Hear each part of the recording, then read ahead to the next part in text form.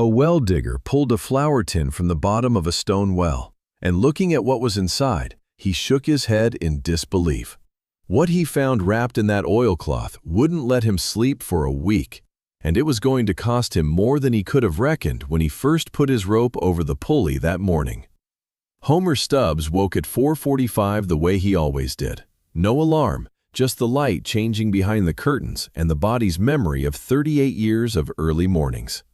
He made coffee, black, 2 cups, same as his father had done, and stood at the kitchen window looking at the yard while he drank it. The yard was still dark. The truck sat in the drive with his rig loaded from the night before. Rope, pulleys, the long-handled trowel, rubber boots, 3 empty buckets, the hand pump, a thermos he'd need. He had contracted to clean out a stone well on the old Dillard property 3 miles south of Danielsville. $600 for 3 days. He had done harder work for less. He was thinking about his neighbor Ray Beasley, who had come by the previous evening to return a 1/4-inch drill bit he'd borrowed in October. That was Ray. Borrow something in the fall, return it in the spring. Never a word of explanation. As if lending and returning had their own natural seasons he alone understood. Ray had stayed for coffee and said his daughter was getting married in June. Marrying a boy from Commerce who Homer probably wouldn't take to on first impression, but who was solid when it counted. Homer had thought about that distinction, the difference between first impression and what was solid underneath, and he was still thinking about it when he rinsed his cup and went out to the truck. He had been digging wells in northeast Georgia since he was 22 years old, learning from his father the same way his father had learned from his own father, by going down and paying attention. His hands showed it. The palms were thick and calloused, the knuckles enlarged, the skin permanently red-brown from clay and sun. He could read stone the way other men read faces. He knew what a well was supposed to sound like when you tapped the coping, and what the change in sound meant when the wall behind it had given way. He had repaired wells across 7 counties, some of them hand-dug in the 1800s, some of them so deep that by the time you hit the water table, the sun was a small pale coin above you, and the air smelled of iron and old earth and absolute quiet. He had never been afraid of the dark below. He respected it. That was different. He thought about his father on the drive down. His father had taught him that a well was an act of faith. You trusted the earth to hold water and the stone to hold the earth, and if you went deep enough and did your work right, the water would always be there. What was in the ground was always in the ground, his father said, whether you went looking for it or not. The sky had gone the color of old pewter by the time Homer reached the site, the air already thick with resin and damp earth, the red clay road soft from overnight rain. He had been hired 3 days earlier by a development company out of Atlanta called Piedmont Horizon Partners. The contact man was named Kevin, who wore khaki slacks to the site inspection in 100-degree heat and shook Homer's hand with the easy confidence of a man who had never dug anything in his life. Kevin said the old stone well needed to be cleaned out and assessed before the property survey was finalized. Historic preservation requirement. County sign-off required on any structure over 100 years old. Homer had nodded and taken the job and driven home. $600 was $600. He parked beside the old well house, which was more rotten frame than structure at this point. The well itself was a dry stacked fieldstone circle, maybe 3 feet across at the mouth, fitted without mortar in the old way, each stone chosen for flatness.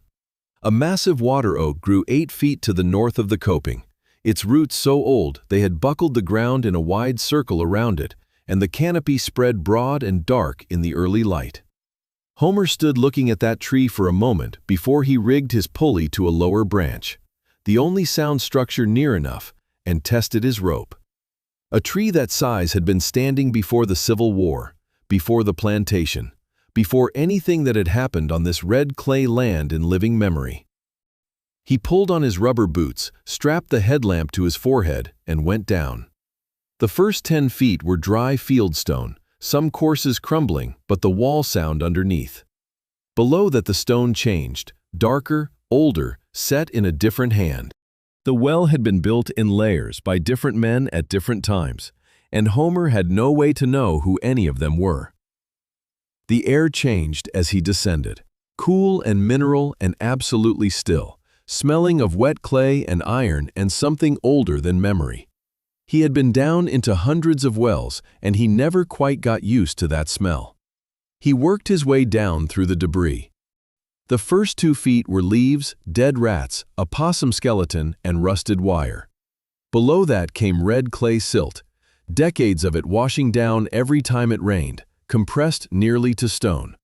He filled bucket after bucket, signaling his nephew Cody up top to haul and dump. He couldn't see Cody from down here, just the circle of pale sky at the top of the shaft and the black branches of the water oak cutting across it. He was 4 hours in and maybe 3 feet from the bottom when his trowel hit something solid that was not stone. Metal. He cleared around it slowly, in the careful way his father had taught him. Down in a well you learn patience or you learn nothing. He got his hand around the shape of it and knew it was a lid before he could see it clearly. It was a flour tin.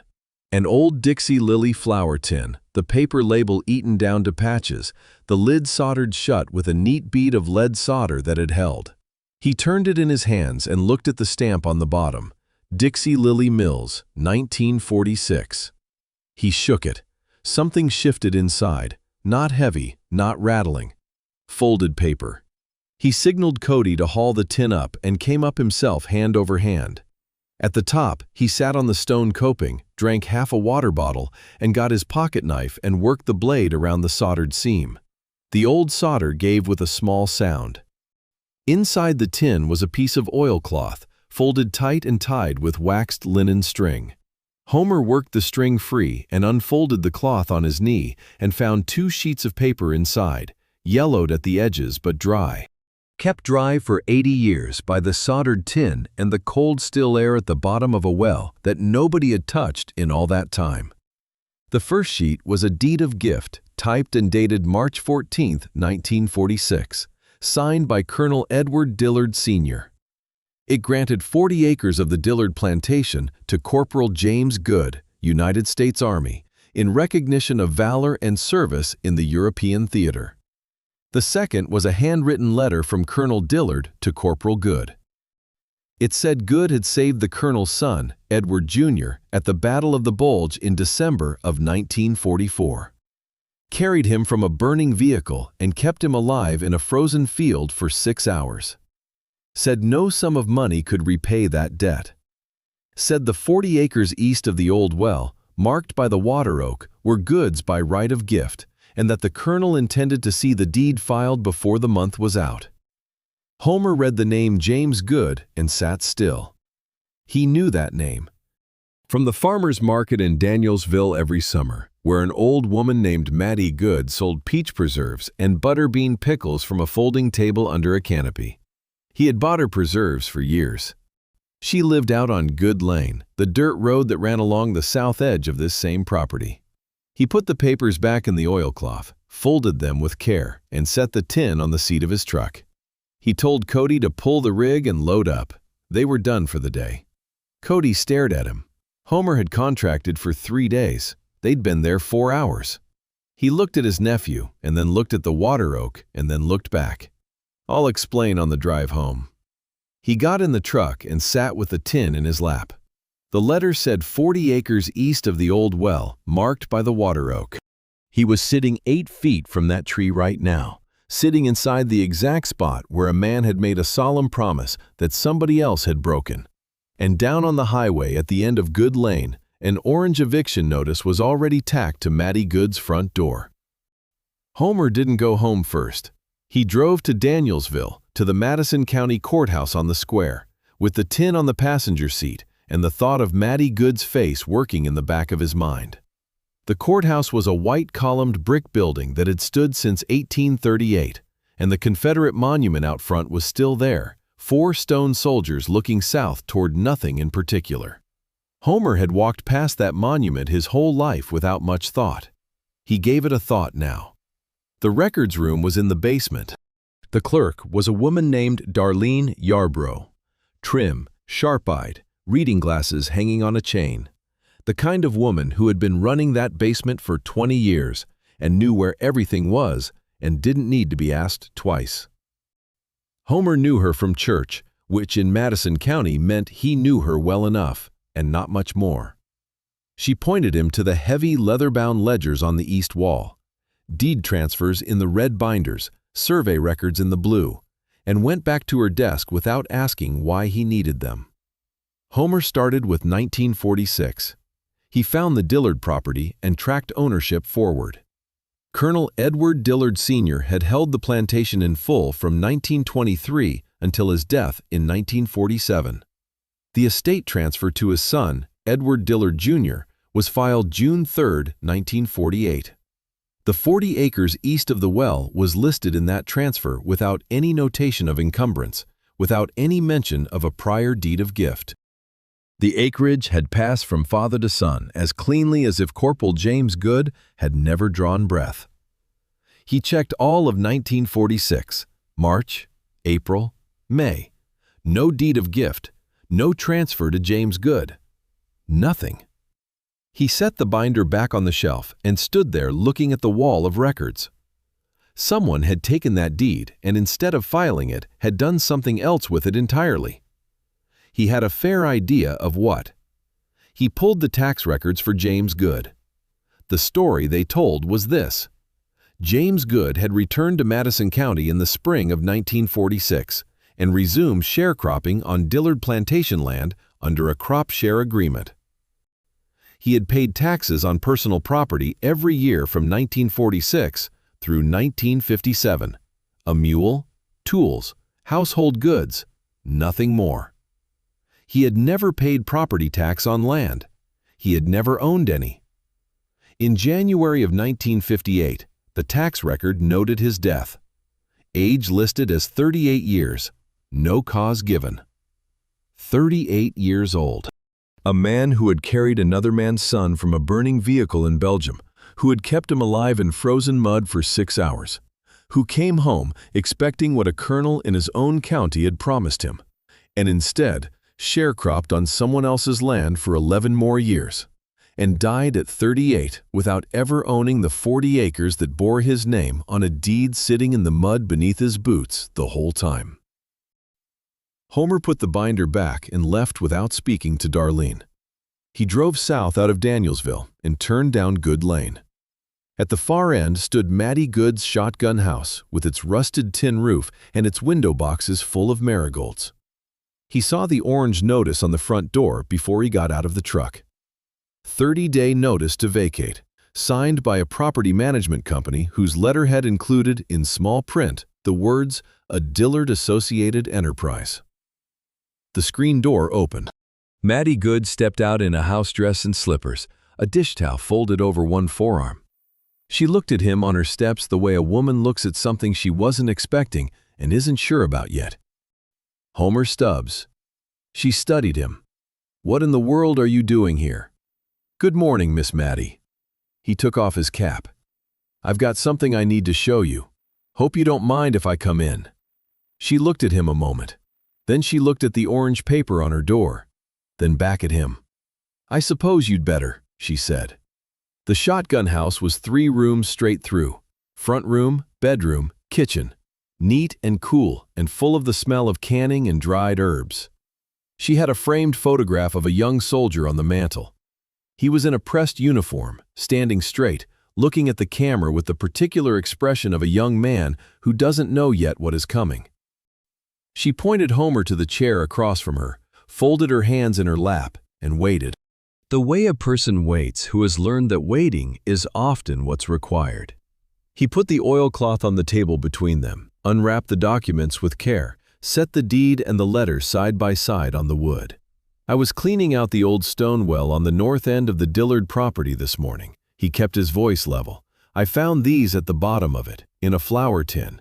She leaned forward and looked at the documents without touching them. He waited. She reached out and picked up the letter with both hands and read it slowly. When she set it down, her face had not changed in any outward way, but something behind her eyes had shifted. the way a weight shifts when it is finally set down after a very long time. "My grandfather's name," she said, very quiet. "Yes, ma'am." She read the deed, set it down, looked at the table. "My grandmother always said it." Her voice was measured and careful, the way she held everything she had carried a long time. Every time the subject of the Dillard land came up, she would say, "They stole what was promised. We just never had anything to show for it.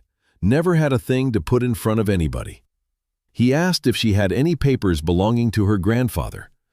Military records, discharge papers, anything of that kind. She got up without a word and came back with a cigar box wrapped in a rubber band. Inside was a discharge paper for Corporal James Goode, his Purple Heart medal in its original case, and a photograph of the same young man he'd seen on the mantel, standing in front of what looked like a train station somewhere in France, squinting slightly in the sun. The discharge paper had the same name, the same unit, the same dates of service. It matched the deed exactly. Homer sat there looking at both sets of documents and at the photograph of the young man. Something settled in him, the weight of a decision that cannot be walked back from. "Don't worry about the notice on the door," he said. "I'm going to find someone who knows this kind of law. Things are not done, not even close to done." She looked at him. He could see she wanted to believe that and was not quite able to afford it yet. A woman who had been promised things before had every reason to be careful about being promised anything again.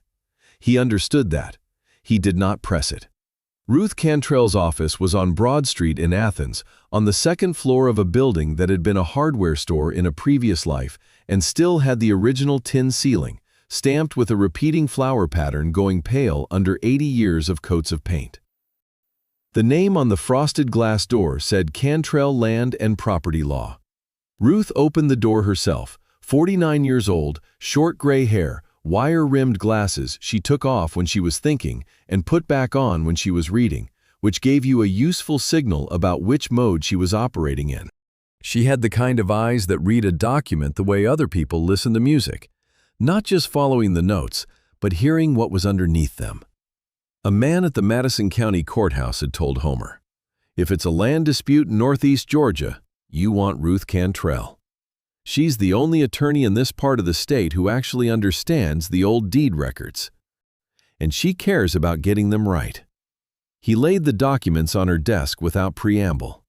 She took a magnifying glass from the top drawer and worked her way through the deed first, then the letter, then the deed again.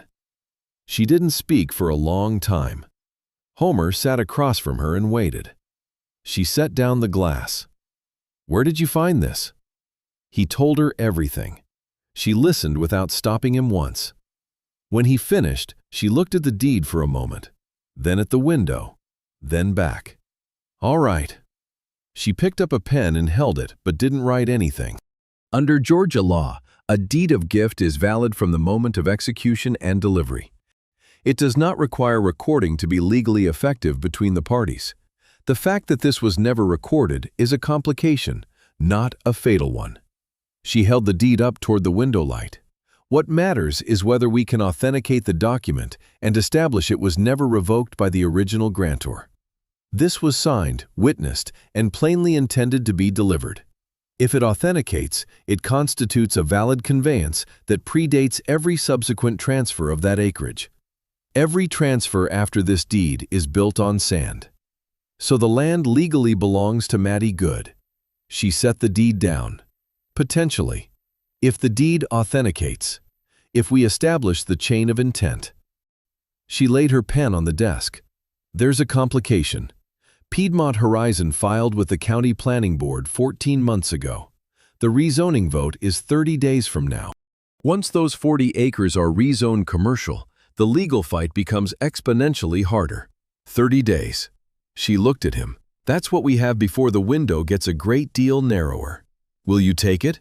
She looked at the deed again. Then she put her glasses back on. $200 an hour. She picked up the pen. I may work some hours I don't charge you for. I appreciate that.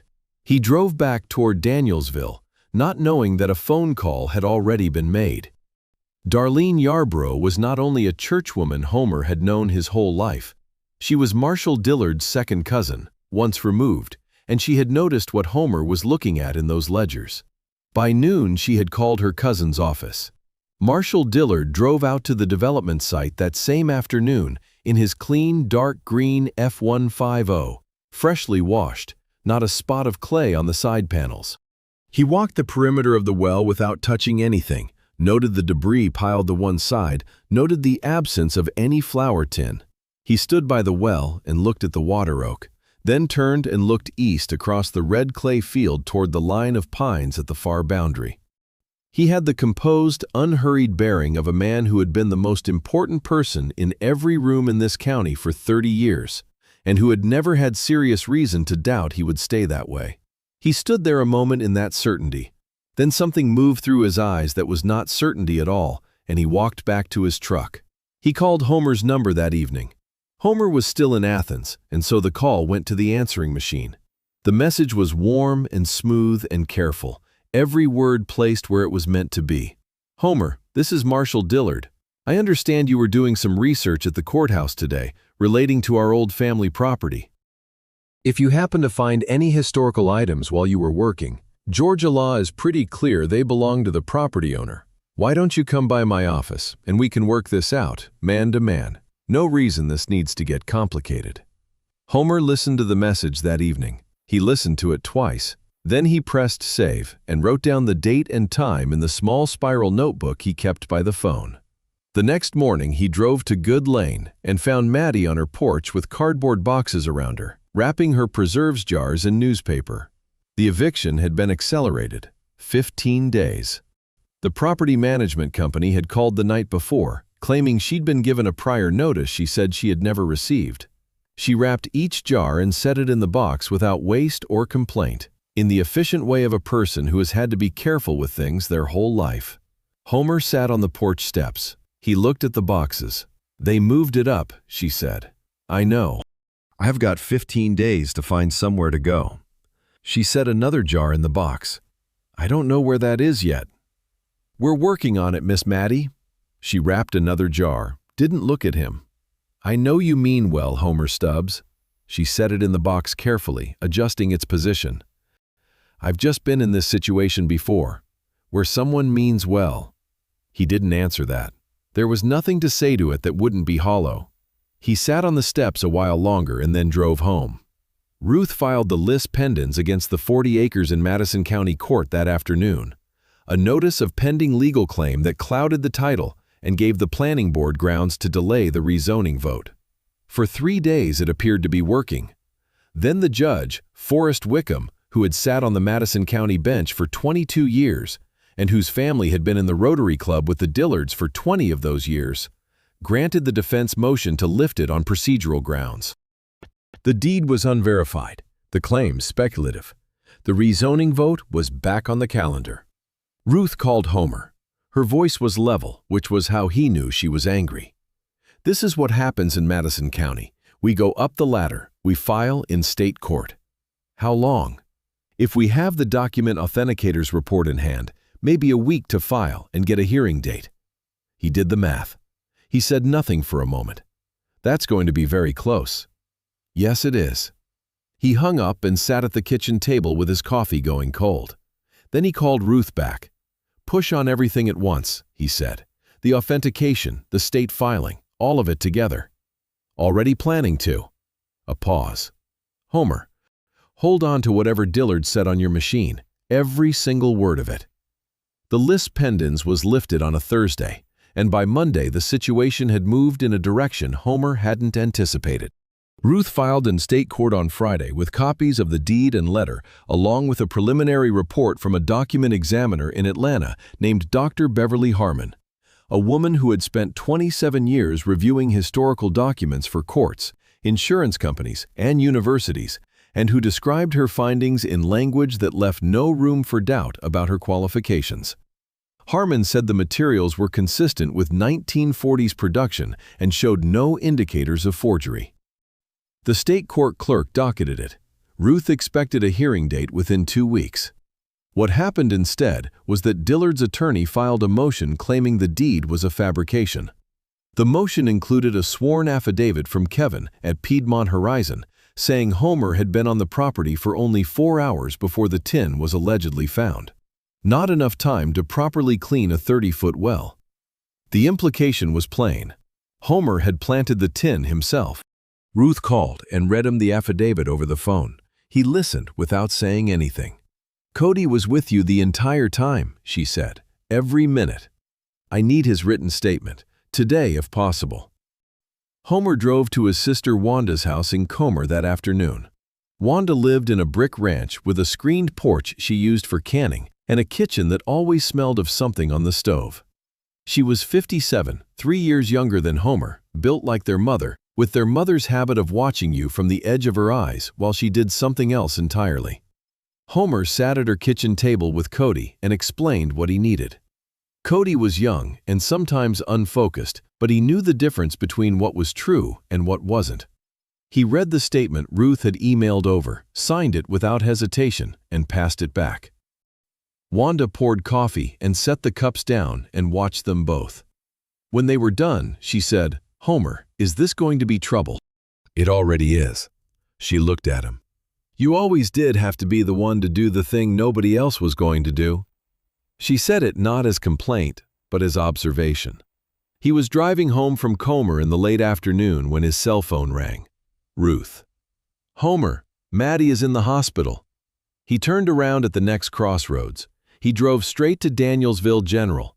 Maddie had collapsed from diabetic shock. A neighbor named Velma, a small, quick woman of about 70 who wore her house key on a ribbon around her neck and had checked on Maddie every day for 15 years without being asked, had found her on the kitchen floor and called the ambulance. Maddie was stable by the time Homer got there, sitting up in the hospital bed with her hands resting on the blanket in her lap. He sat in the chair beside the bed. "How are you feeling?" "Foolish," she said. "You're not foolish." She looked at the window for a moment. "I've been cutting my insulin dose in half to stretch the supply. Couldn't afford the refill. I thought I could manage it." She said it plainly, without apology, without asking anything from him. He sat with her for an hour. Neither of them said much. At one point, she looked at the ceiling and then said, "Homer, there's something I need to tell you. I've been deciding whether to say it since you showed me those documents." "Tell me." She folded her hands together on the blanket. "My grandmother, Ida Goode.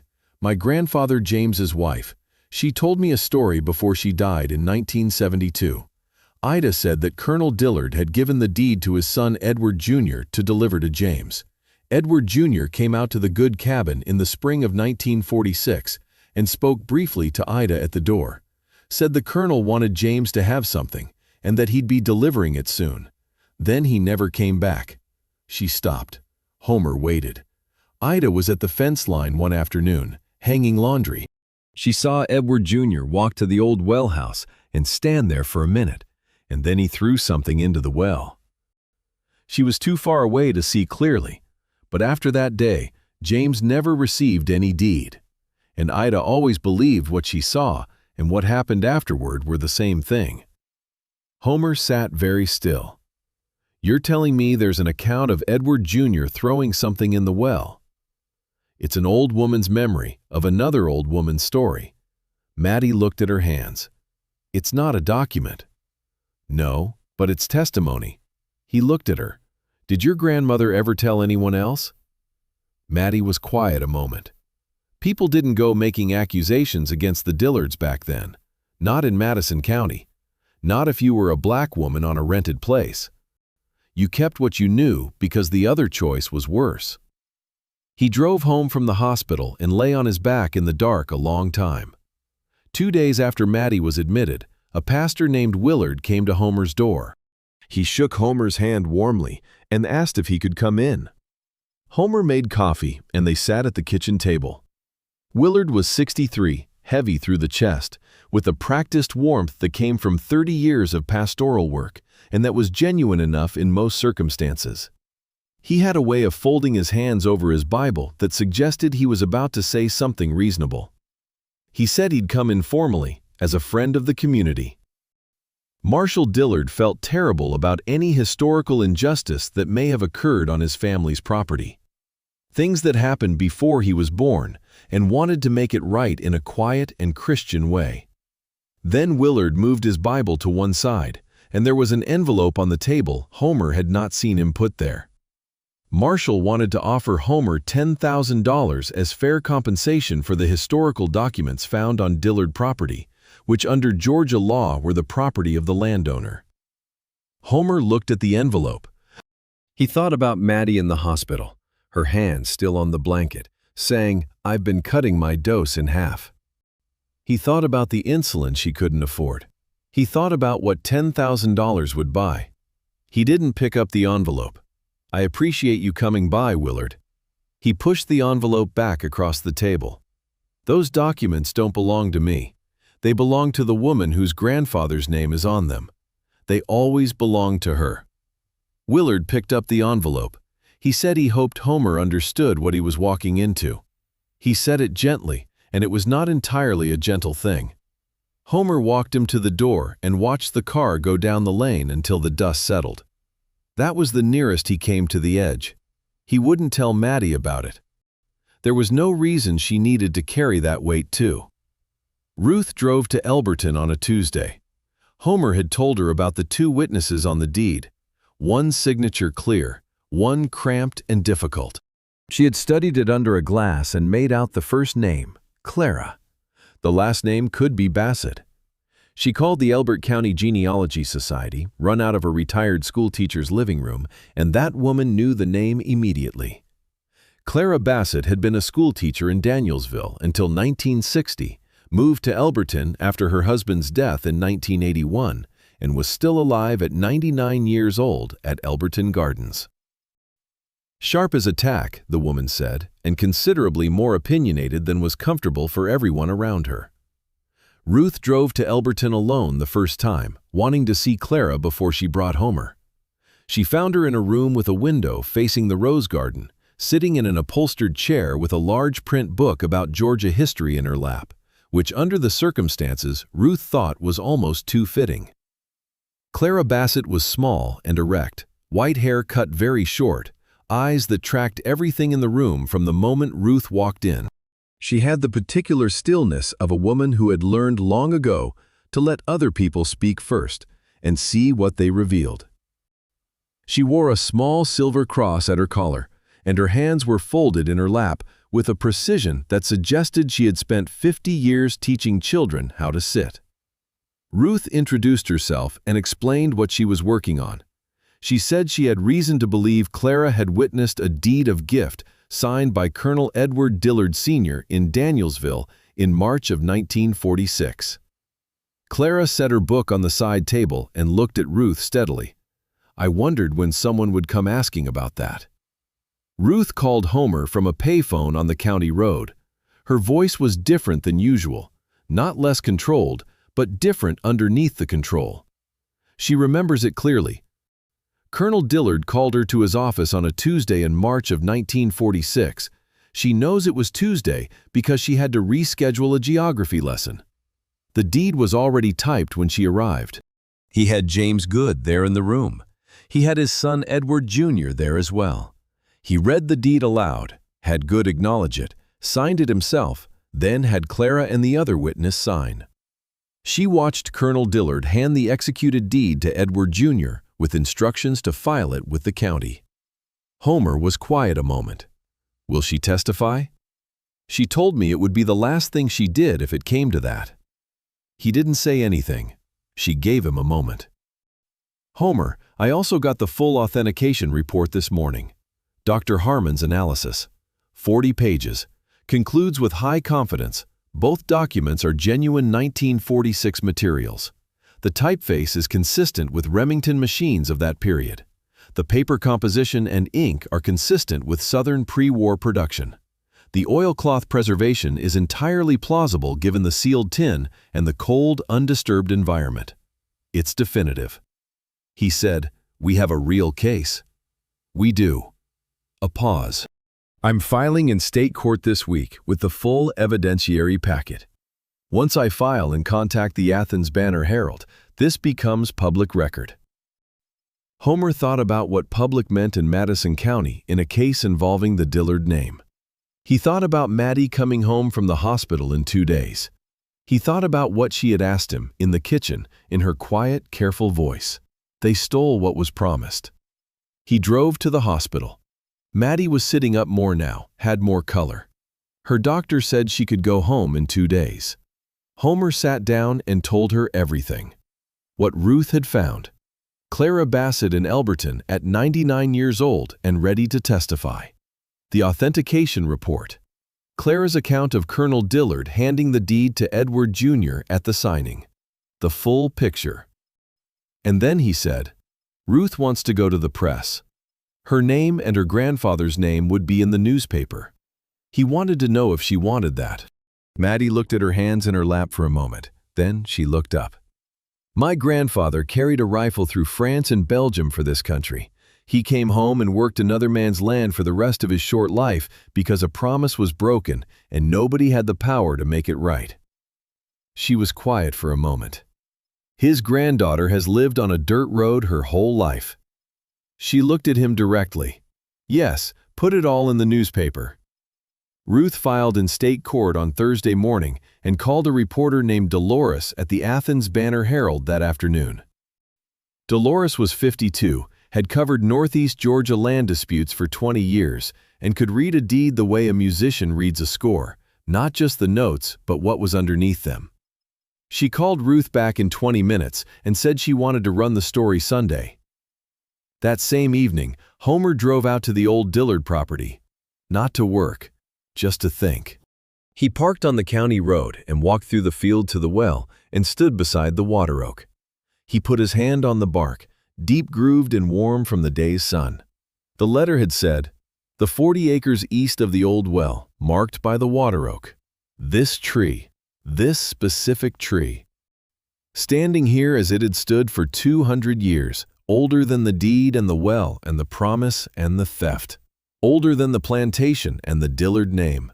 It had been standing when James Goode was buried without his land. It would be standing when this was over. He stood there a while in the late light, his hand on the bark. He didn't hear the crow land on the fence post behind him. When he finally turned to walk back to the truck, it lifted off and was gone. Back at Ruth's office the next morning, she pointed to something in the Public Planning Board records. The 40 acres was not just part of the development, it was the hinge the whole deal turned on. A national grocery chain had contracted to purchase that specific parcel for $4.5 million as the anchor store of the commercial center. Without those 40 acres, the site plan didn't work. The road access didn't work. The parking configuration didn't work. Without the 40 acres, the entire $12 million development fell apart at its center. Homer said, $4.5 million. That's what we're telling the state court to give back. He said, file it. Tell the reporter everything. He said it without question in his voice at all. Ruth Cantrell looked at him and set down her pen and did not pick it up again for a long moment. The expression of a woman who has been waiting a long time to be told to do what she already knows needs doing. The Madison County Courthouse had not seen a crowd like that since a murder trial in 1987. People lined up before 7 in the morning. By 9, every seat was filled and people stood 3 deep in the hallway. The Athens Banner-Herald story had run Sunday, picked up by the Atlanta Constitution on Monday, and by Tuesday, 2 television trucks had their satellite dishes up on the Danielsville square. Marshall Dillard had issued a statement through his attorney saying the deed was fraudulent and the claim a politically motivated attack on a distinguished Georgia family. The statement ran alongside a photograph of Mattie Goode's grandfather in his army uniform, standing straight in front of a building somewhere in France, squinting slightly in the sun. Homer wore his church clothes, gray trousers, white shirt, the dark tie his mother had given him for Easter in 1994. He carried the original documents in a sealed manila envelope. He had been up since 4:30 and had not eaten anything and was not hungry. Maddie was on his right in a wheelchair, wearing her blue dress, her grandfather's purple heart case held in both hands. She had discharged herself from the hospital against her doctor's mild protest. Her hands were steady. Ruth was already at the plaintiff's table when they arrived, her files arranged in order, her notepad open, her pen set parallel to its edge. She had the composed attention of a woman who had done this work for 20 years and who understood that preparation was the only thing that stood between what was right and what the law would deliver. Marshal Dillard sat at the defense table with 3 attorneys. Dark suit, silver hair neat, the composed bearing of a man who had been the most important person in every room in this county for 30 years. He looked once across the aisle when Homer helped Maddie wheel to the plaintiff's table. His jaw set in a way that Homer noticed and did not acknowledge. The judge was a state court judge from Athens named Margaret, sent because Ruth had specifically requested a judge with no Madison County connections. She was 61 years old, had been on the bench 18 years, and she came in fast and got right to it. Ruth presented the documents in order. The deed of gift, dated March 14, 1946, signed by Colonel Edward Dillard Sr., granting 40 acres to Corporal James Goode. The handwritten letter from Colonel Dillard to Corporal Goode. She read portions aloud. The burning vehicle on the road to Bastogne, the frozen field, the 6 hours. The courtroom was quiet, the way a room gets quiet when something real enters it. Dillard's lead attorney stood and said the documents were fraudulent. Period-appropriate materials, the claim financially motivated. He said Homer Stubbs was a laborer who had been on the property for 4 hours and returned with documents he conveniently claimed to have found at the bottom of a well, and that no serious court should accept such a claim without extraordinary proof. Ruth set down her pen. Your Honor, the plaintiff has 3 forms of extraordinary proof. The first was Dr. Beverly Harmon's authentication report, 40 pages, concluding with high confidence that both documents were genuine 1946 materials. Ruth submitted it as an exhibit. The second was the affidavit of Clara Bassett, aged 99, of Elberton, Georgia. 12 pages in a careful schoolteacher's handwriting, each letter precisely formed. Ruth read the key passage aloud. Clara's description of the signing in Colonel Dillard's office. The deed read aloud. James Goode in the room, Edward Jr. in the room. The colonel signing. The witnesses signing. The colonel handing the executed deed to his son with instructions to file it with the county. Clara identified her own signature, stated she would recognize it anywhere, and stated she was prepared to appear and testify in person if required. The defense attorney objected that a 99-year-old woman's memory was inherently unreliable. Judge Margaret looked at him over her reading glasses. You are welcome to cross-examine her if you feel that way. He said nothing more on the subject.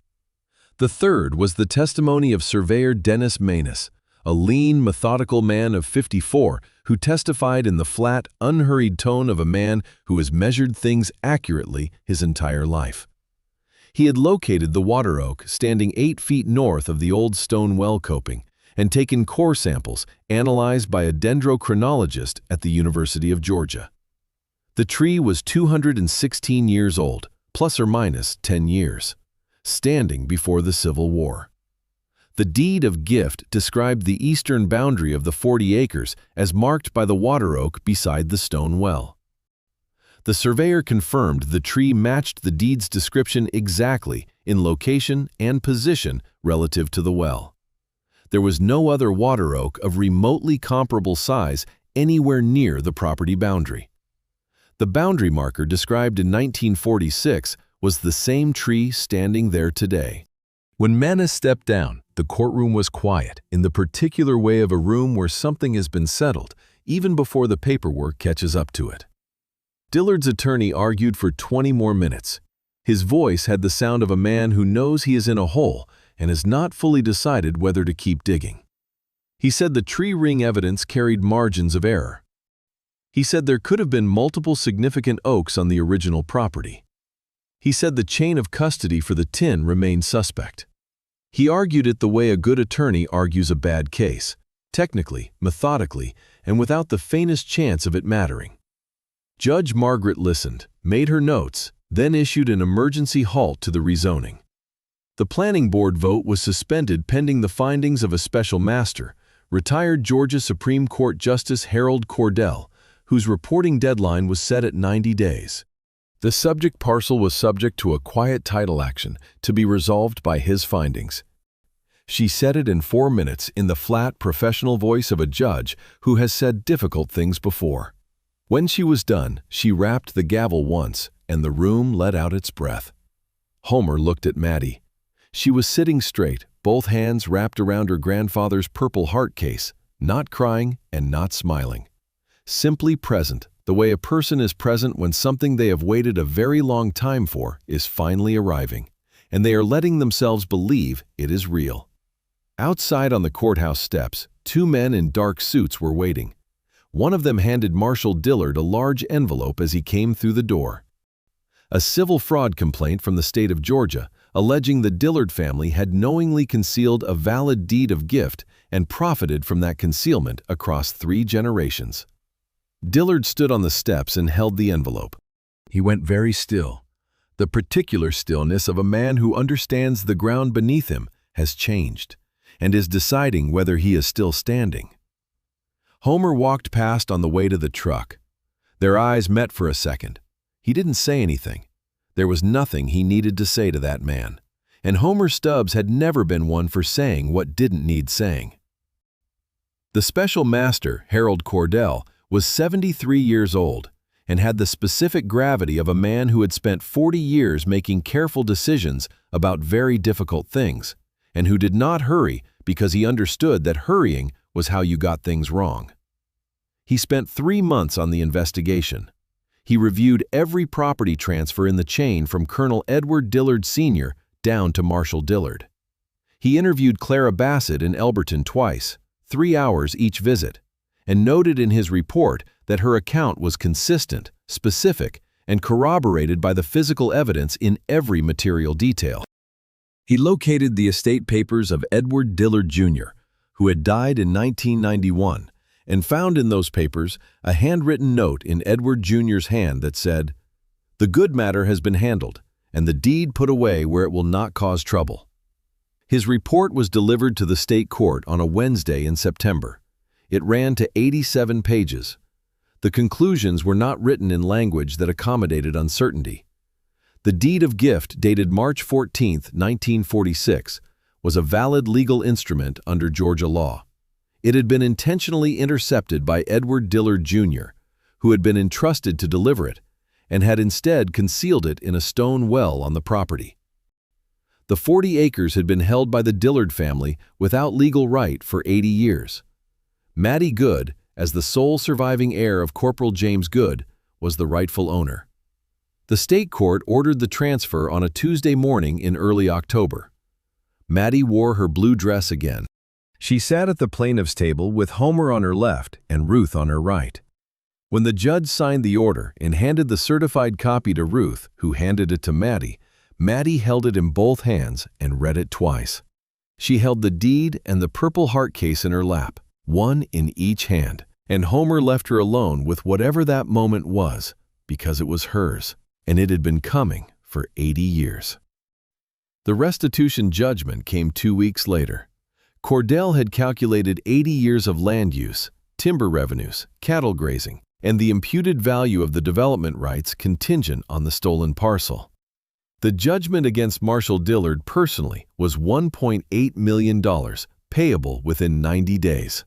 His attorneys appealed and lost in 40 days. Dillard sold his house in Danielsville and 2 rental properties in Athens and paid the judgment before the deadline. He moved to a rented apartment in Commerce, Georgia, 30 miles south. The people of Danielsville did not see him again after that except once at a gas station off the highway, and by then there was nothing left to say to him. The recall petition for his county commission seat had been circulating since the Banner Herald story ran in August. The recall election was held in November. He received 11% of the vote. The $4.5 million development deal collapsed when the rezoning was reversed and the site plan voided. Piedmont Horizon Partners filed for financial restructuring. Kevin moved to another company in Charlotte, and Homer never saw him again. There was one detail in Cordell's report that Homer had not anticipated and that stayed with him in the weeks that followed. Cordell had found, in Colonel Edward Dillard Sr.'s personal papers, a letter the colonel had written but apparently never sent. It was addressed to James Goode and dated October of 1947, about a year after the deed had been thrown in the well. In it, the colonel wrote that he had learned his son had not delivered the deed, that he was deeply grieved by it, that he was old and his health was failing, and he did not have the strength left to fight his own family on the matter, and that he begged James Goode's forgiveness. He said he hoped that someday the record would be set straight. He had folded the letter, sealed it in an envelope, affixed a stamp, and never mailed it. He died 5 months later. The letter was found sealed and stamped and addressed. Written by a man who knew what had been done and could not undo it and could not live with the silence and could not break it either. Homer read that section 3 times. He sat with it a while. He thought about what it meant to know a wrong thing was being done and have some capacity to stop it and choose not to. He didn't know exactly what he felt about the colonel. He decided it didn't particularly matter what he felt. What mattered was that the deed had gone in the well and the letter had gone in a drawer, and 80 years had passed, and now the land was Mattie's. That was what it was.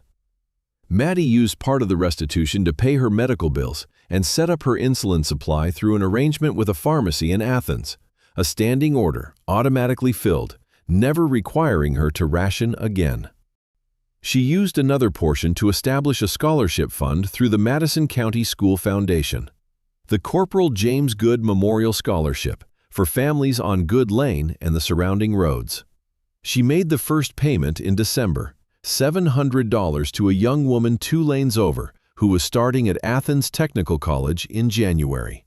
The young woman came to Mattie's door to thank her. Mattie gave her a jar of peach preserves and told her to work hard and not let anybody tell her what she was worth. Ruth Cantrell sent Homer her final invoice in late November. He paid it from his savings, which had sat in the bank for 20 years earning next to nothing and had never seemed as well spent as they did the afternoon he wrote that check. Ruth had not charged for 62 hours she had worked on the case. Pro bono in the public interest, her letter said. Homer wrote back saying he hoped she knew what she'd done mattered. She wrote back saying she knew, and that was why she'd done it, and not to thank her again. In early November, Mattie hired a contractor named Boyd, a square-built, deliberate man who gave you a straight price and did what he said, and they broke ground on a 3-room house on the 40 acres. It sat on a slight rise of red clay ground 50 yards from the old water oak, with a wide front porch facing east. Mattie had chosen the spot herself, walking the full acreage on 2 consecutive mornings before she picked it. Moving slowly, looking at the ground and the sky and the way the light fell across the pine line at the far boundary. Boyd had it done in the 2nd week of January, ahead of schedule. Marshall Dillard paid the judgment in full, sold his properties, and moved to Commerce, Georgia. He was not seen in Danielsville after that. The Confederate monument on the courthouse lawn was voted on by the new county commission in January and relocated to the Madison County Historical Museum that spring, with a placard explaining its original placement and the circumstances of its removal. The empty stone base was planted with a magnolia in May. The case drew attention well beyond the county. 3 other families in northeast Georgia, reading the Banner Herald coverage, filed similar challenges in state court regarding land deeds from the 1940s and 1950s. The state legislature assigned a committee to review the historical record of such cases. Clara Bassett was interviewed by the Atlanta Constitution and by a national magazine correspondent. She answered every question in the direct way of a woman who had been a school teacher for 30 years and believed in saying things plainly. She said, "I signed my name to a promise, and promises ought to be kept." She said, "I'm glad it got kept." She died peacefully in February at 99 years old in the room that faced the Rose Garden at Elberton Gardens, and the nursing home included her role in the case in her obituary, which ran in the Constitution and in the Madison County paper, both. Mattie Goode moved into her new house on the 40 acres in the 3rd week of January. 3 rooms and a wide front porch, and a wood stove that drew clean and threw good heat. She put her grandfather's Purple Heart on the mantel beside a framed copy of the deed. She kept selling preserves at the farmer's market, but the jars had a new label now: Good Acres Farm, established 1946. She planted a vegetable garden twice the size of the old one and hired a teenager from down Goode Lane to help her tend it. People drove from Athens to buy her preserves. She sold out most Saturdays by 10 o'clock. Homer Stubbs drove his Chevy Silverado down Goode Lane on a Sunday afternoon in October, the year after it was all settled. The dirt road had been graded smooth by the county and had 2 new road signs, both reading Goode Lane, the county having finally acknowledged what the people on it had always known the road was called. He parked beside the old stone well, which had been capped with a fitted stone cover. On the cover was a small brass plaque that read, "From this well, the truth was raised." He sat on the stone cap in the afternoon quiet. The water oak was still there, throwing its long shadow east across the red clay, the shadow reaching nearly to Mattie's porch. Smoke from her chimney went straight up in the still air. He took his pocket Bible from his shirt pocket and held it in both hands and sat there a long time, not reading, just sitting in the quiet of a thing that had been wrong for 80 years and was now right, listening to the wind move through the leaves of a tree that had been standing since before any of it began.